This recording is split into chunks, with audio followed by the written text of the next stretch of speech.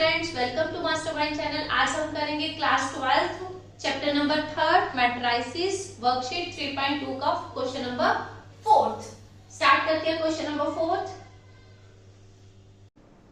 अब स्टार्ट करते हैं क्वेश्चन नंबर 4। इसमें क्या दे रखा है? A B C 3 matrices given है हमारे पास और हमें कंप्यूट यानी कि फाइंड करने को क्या बोला है? a प्लस बी यानी कि a और b का प्लस करना है। देन अगेन सेकंड क्या बोल दिया? b माइनस सी यानी कि b और c का सब्ट्रैक्शन करना है। क्लियर?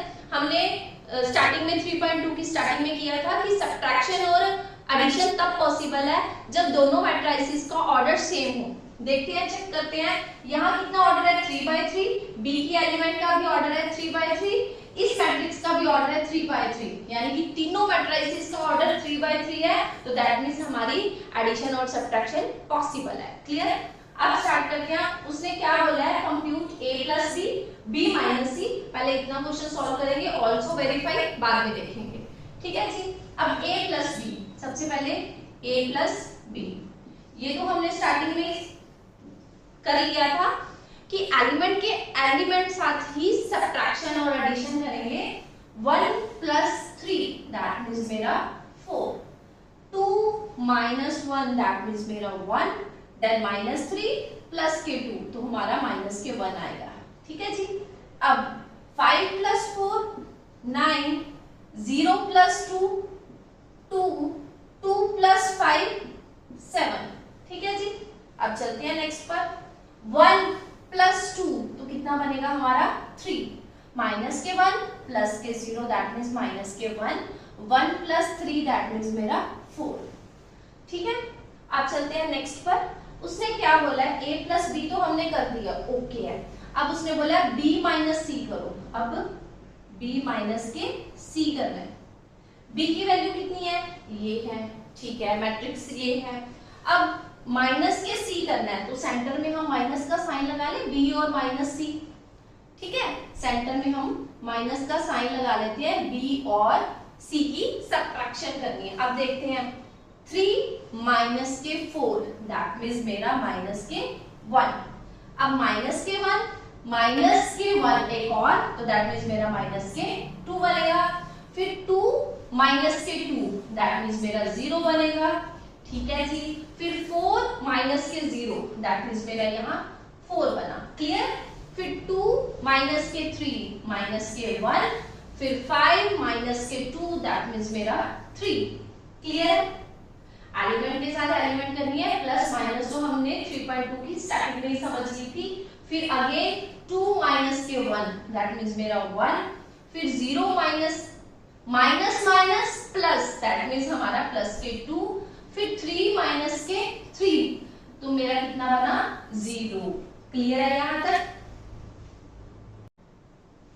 इतना कॉन्सेप्ट तो हमने कर दिया यानी कि कंप्यूट तक हो गया। अब वेरीफाई करना है। उसने क्या बोला है? a plus B minus C is equal to a plus B minus के c।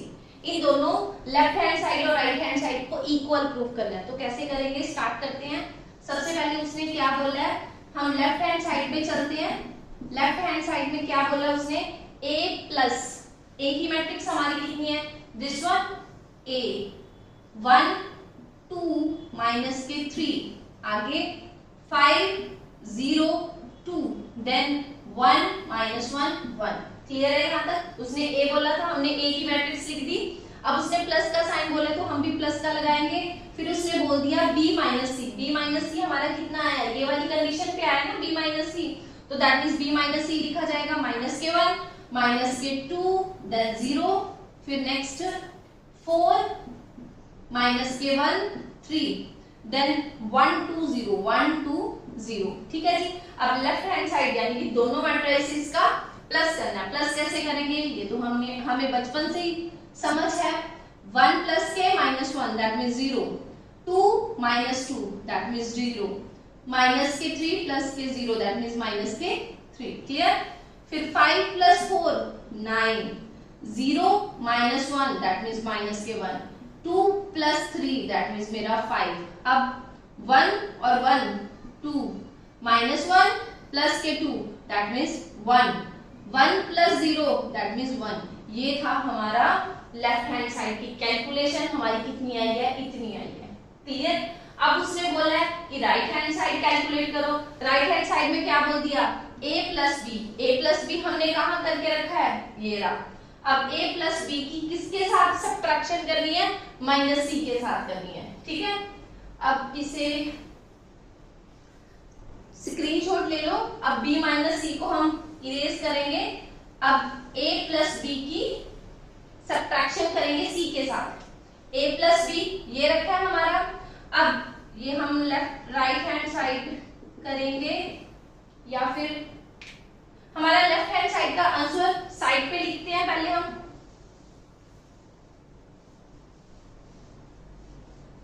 लेफ्ट हैंड साइड का आंसर आया हमारा, लेफ्ट हैंड साइड कितना आया, 0 0 माइनस के 3, देन अगेन 9 माइनस के 1 5 2 1 1, ये हमारा लेफ्ट हैंड साइड आया।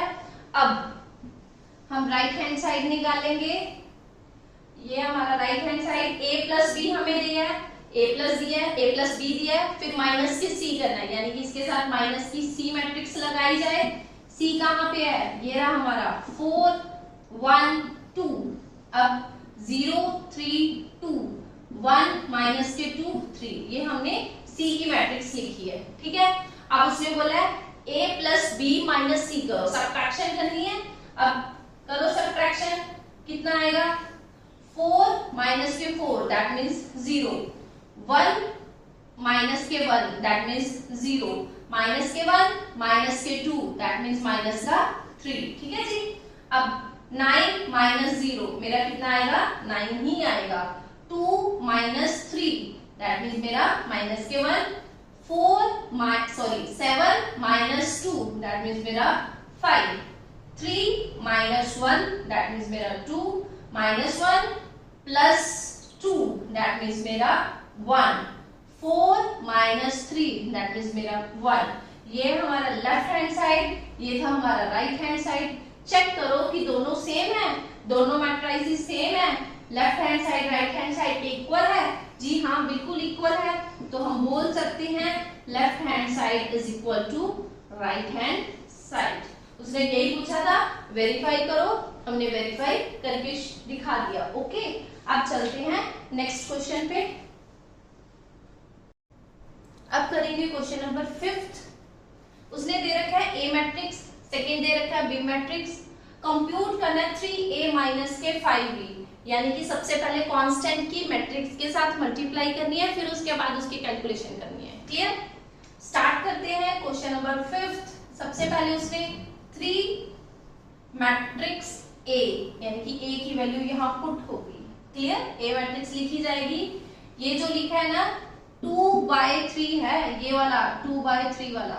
ठीक है जी, ये जो साइन लिखे हुए हैं ना, ये कुछ और नहीं है, ये बाय का साइन है, डिवीजन का साइन है, डिवाइड का साइन है। क्लियर,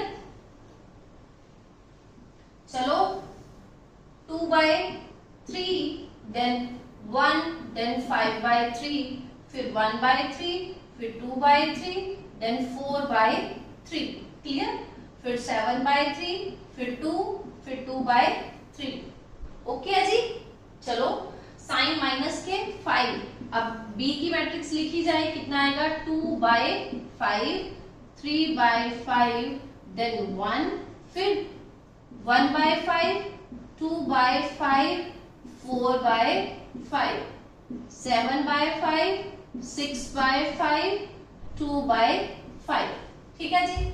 अब उसने बोला है बाहर 3 एक कांस्टेंट मल्टीप्लाई है मैट्रिक्स के साथ, तो इसकी इस वाले 3 की मल्टीप्लाई ईच एलिमेंट के साथ मल्टीप्लाई होगी। कैसे करेंगे, सबसे पहले शो करते हैं 3 मल्टीप्लाई 2/3, यानी कि इसकी मल्टीप्लाई इसके साथ करी। ठीक है, तो 3 से 3 कैंसिल हो जाएगा, बचेगा क्या मेरा 2। तो यहाँ क्या लिखा जाएगा, यहाँ क्या लिखा जाएगा, फर्स्ट एलिमेंट में 2 लिखा जाएगा। ठीक है जी।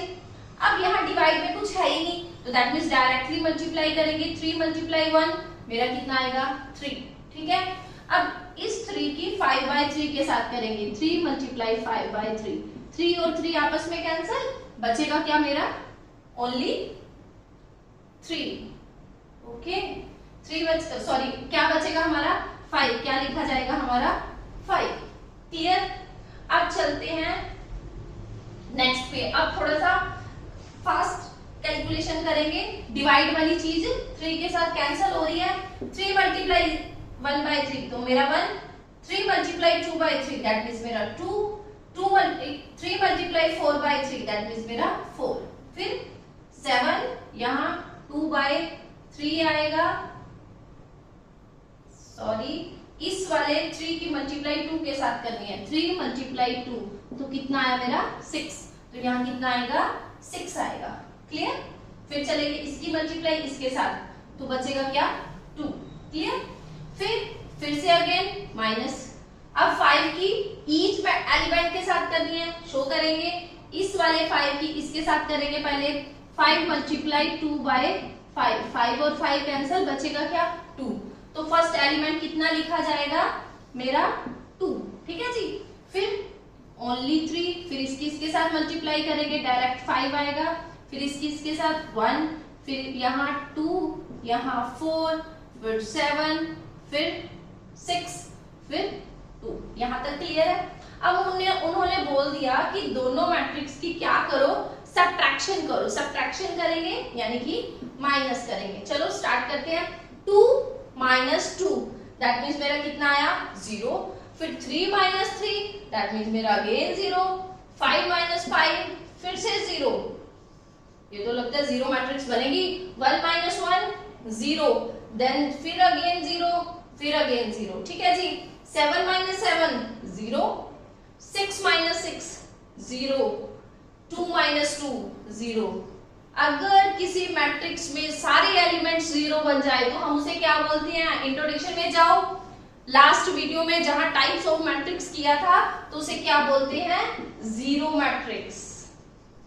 क्लियर है। तो अगर सारे एलिमेंट्स 0 आ जाए तो हम उसे क्या बोलेंगे 0 मैट्रिक्स। ये था हमारा 5th क्वेश्चन का आंसर, सारे एलिमेंट्स 0 बने।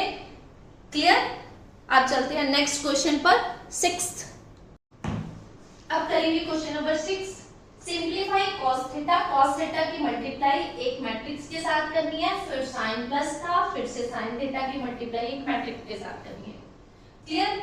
हमें देखो सारा क्वेश्चन ना साइन cos थीटा में दे रखा है, यानी कि हमने शायद सेकेंड क्वेश्चन में एक ट्रिग्नोमेट्री की आइडेंटिटी की थी। क्या की थी साइन, क्या किया था हमने sine square theta plus cos square theta किसके इक्वल होता है 1 के इक्वल होता है। ये आइडेंटिटी हमने कर रखी है।